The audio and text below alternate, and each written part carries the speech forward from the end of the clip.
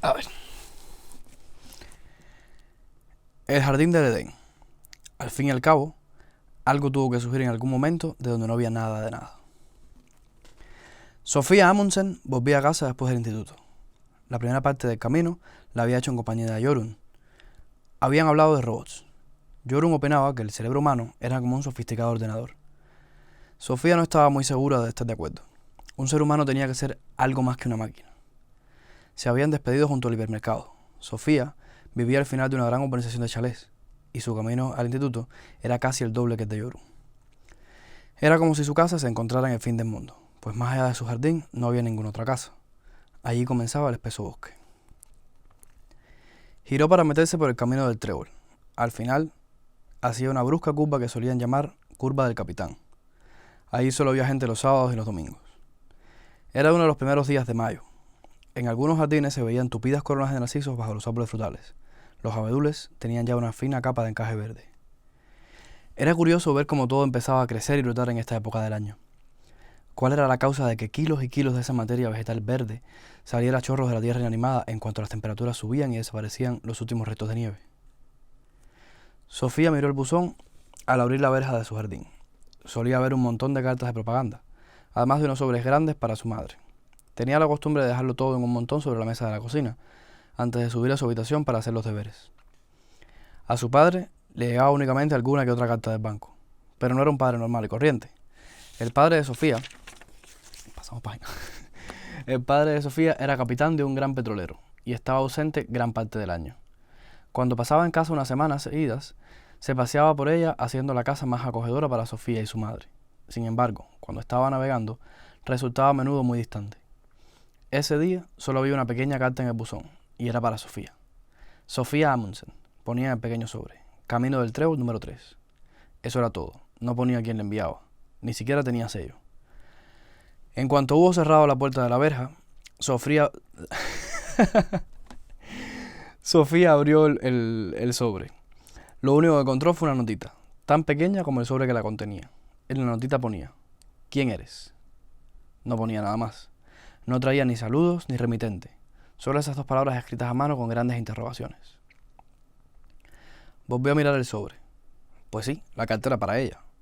¿Pero quién la había dejado en el buzón? Sofía se apresuró a sacar la llave y abrir la puerta de la casa, pintada de rojo. Sí, lo leí mal, la casa, pintada de rojo. Como de costumbre, el gato Shere Khan le dio tiempo... Al gato Shere Khan le dio tiempo a salir entre los... Al gato Shere Khan le dio tiempo a salir de entre los arbustos, dar un salto hacia la escalera y meterse por la puerta antes de que Sofía tuviera tiempo de cerrarla. Missy. Cuando la madre de Sofía estaba de mal humor por algo, decía que a veces que su hogar era una casa de fieras. En otras palabras, una colección de animales de distintas clases. Y por cierto, Sofía estaba muy contenta con la suya. Primero le habían regalado una pecera con los peces dorados Flequillo de Oro, Caperucita Roja y Pedro el Negro. Luego tuvo los periquitos Cada y Pizca, la tortuga Govinda y finalmente el gato Shere Khan. Había recibido todos estos animales como una especie de compensación por parte de su madre, que volvía tarde del trabajo, y de su padre, que tanto navegaba por el mundo.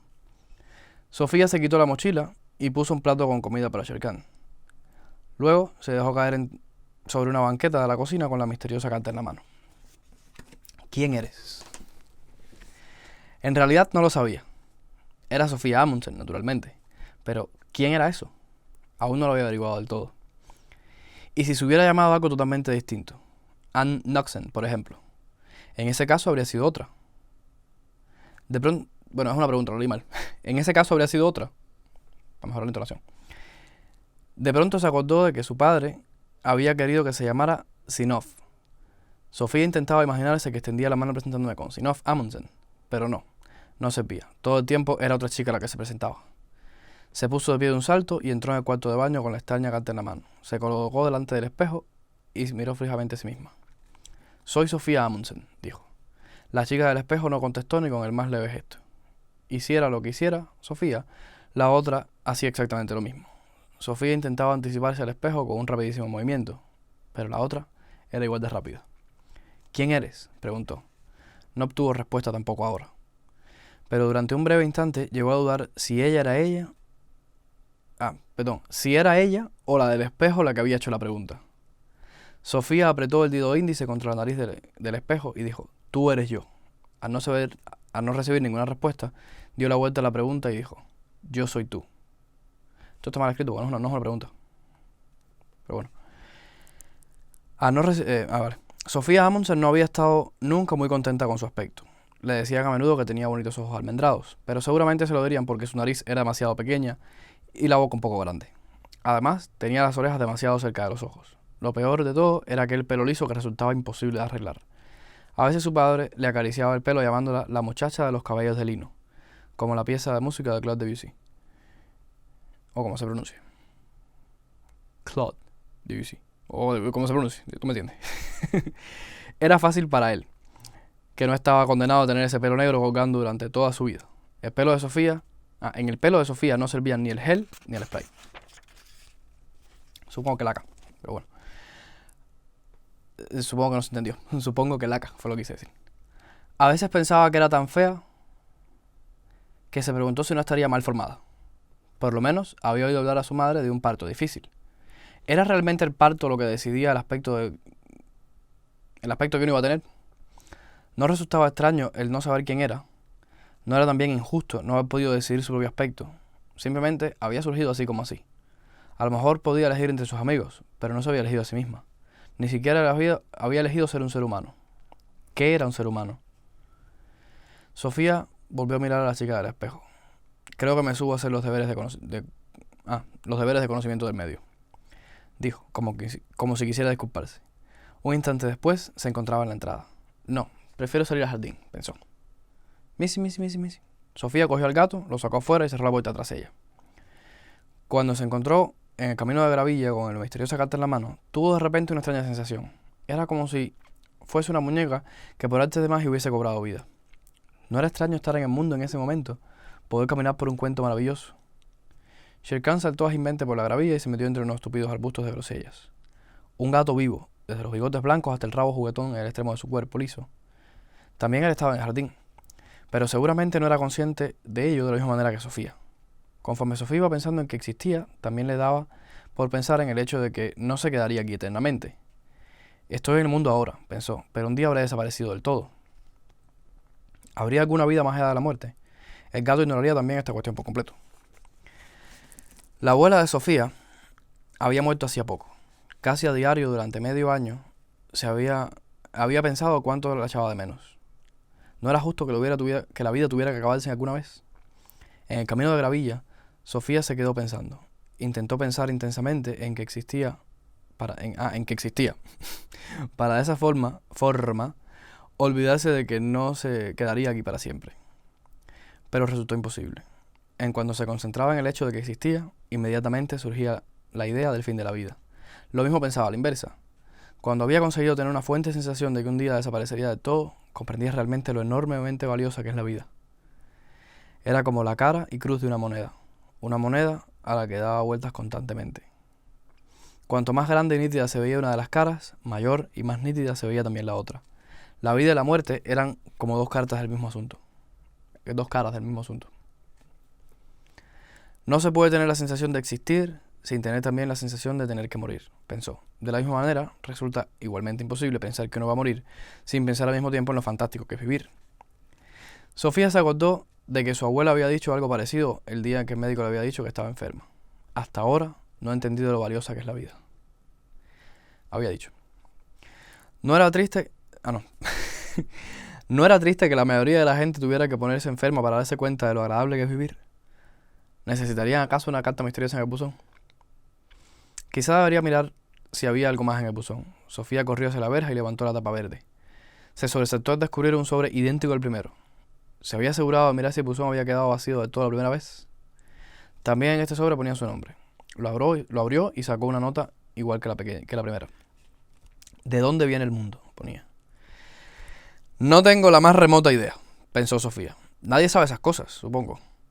Y sin embargo, Sofía pensó que era una pregunta justificada. Por primera vez en su vida pensó que casi no tenía justificación vivir en un mundo sin preguntarse siquiera de dónde venía ese mundo.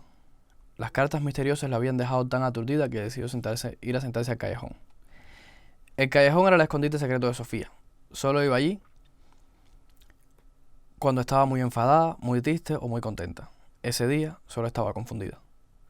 La casa roja estaba dentro de un gran jardín. Y en el jardín había muchos parterres, arbustos de bayas, diferentes frutales, un extenso césped con mecedora e incluso un pequeño cenador que el abuelo había construido a la abuela cuando perdió a su primer hijo, a las pocas semanas de nacer. La pobre pequeña se llamaba Marie. En la lápida ponía, la pequeña Marie. Llegó, nos saludó y se dio la vuelta. En un rincón del jardín, detrás de todos los frambuesos, había una maleza tupida donde no crecían ni flores ni frutales. En realidad, era un viejo seto que servía de frontera con el gran bosque. Pero nadie lo había cuidado en los últimos 20 años y se había convertido en una maleza impenetrable. La abuela había contado que el seto había dificultado el paso a las zorras que durante la guerra venían a la casa de las gallinas que andaban sueltas por el jardín. Para todos menos para Sofía, el seto resultaba tan inútil como las jaulas de conejos dentro del jardín. Pero eso era porque no conocían el secreto de Sofía. Desde que Sofía podía recordar, había conocido la existencia del seto. Al atravesarlo encogida llegaba a un espacio grande y abierto entre los arbustos. Era como una pequeña cabaña. Podía estar ahí segura de que nadie la encontraría. Sofía se fue corriendo por el jardín y con las dos cartas en la mano se tumbó para meterse por el seto. El callejón era tan grande que casi se podía estar de pie, pero ahora se sentó sobre unas gruesas raíces. Desde allí podía mirar hacia afuera y a través de un par de minúsculos agujeros entre las ramas Desde allí podía mirar hacia afuera a través de un par de minúsculos agujeros entre las ramas y las hojas, aunque ninguno de los agujeros era mayor que una moneda de 5 coronas. Tenía una especie de vista panorámica de todo el jardín. De pequeña le gustaba observar a sus padres cuando andaban buscando entre los árboles. A Sofía el jardín siempre le había parecido un mundo en sí. Cada vez que oía hablar de Antítere Edén, del Génesis, se imaginaba sentada en su callejón contemplando su propio paraíso. ¿De dónde viene el mundo?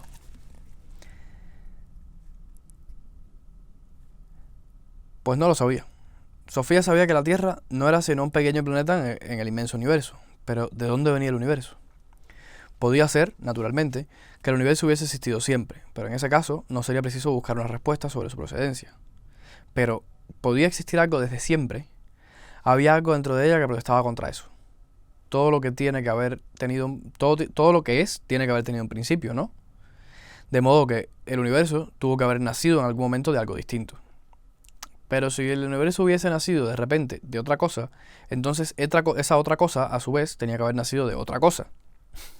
Sofía entendió que simplemente había aplazado el problema. Al fin y al cabo, tuvo que surgir en algún momento algo de donde no había nada de nada. Pero ¿era eso posible? ¿No resultaba eso tan imposible como pensar que el mundo había existido siempre? En el colegio aprendían que Dios había creado el mundo y ahora Sofía intentó aceptar esa solución al problema como la mejor. Pero voy a pensar en lo mismo. Podía aceptar que Dios había creado el universo, pero ¿y el propio Dios qué? ¿Se creó él a sí mismo partiendo de la nada? De nuevo había algo dentro de ella que se revelaba. Aunque Dios seguramente pudo haber creado esto y aquello, no habría sabido crearse a sí mismo, sin tener antes un sí mismo con lo que crear. En ese caso, solo quedaba una posibilidad. Dios había existido siempre, pero ella ya había rechazado esa posibilidad. Todo lo que existe tiene que haber tenido un principio. Caray. Vuelve a abrir los dos sobres. ¿Quién eres? ¿De dónde viene el mundo? Qué preguntas tan maliciosas. ¿Y de dónde venían las dos cartas? Eso era casi igual de misterioso. ¿Quién había arrancado a Sofía de lo cotidiano para de repente ponerle ante los grandes enigmas del universo? Por tercera vez Sofía fue al buzón. El cartero acababa de dejar el correo del día. Sofía recogió un grueso montón de publicidad, periódicos y un par de cartas para su madre. También había una postal con una foto de una playa del sur. Dio la vuelta a la postal, tenía sellos noruegos y un sello en el que ponía Batallón de las Naciones Unidas. Sería de su padre, pero no estaba en otro sitio.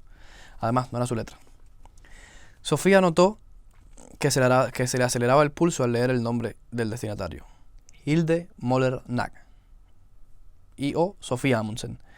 Camino del Trébol número 3. Supongo que no sería yo porque es como codestinatario. Pero bueno, se lo mandaron a Sofía.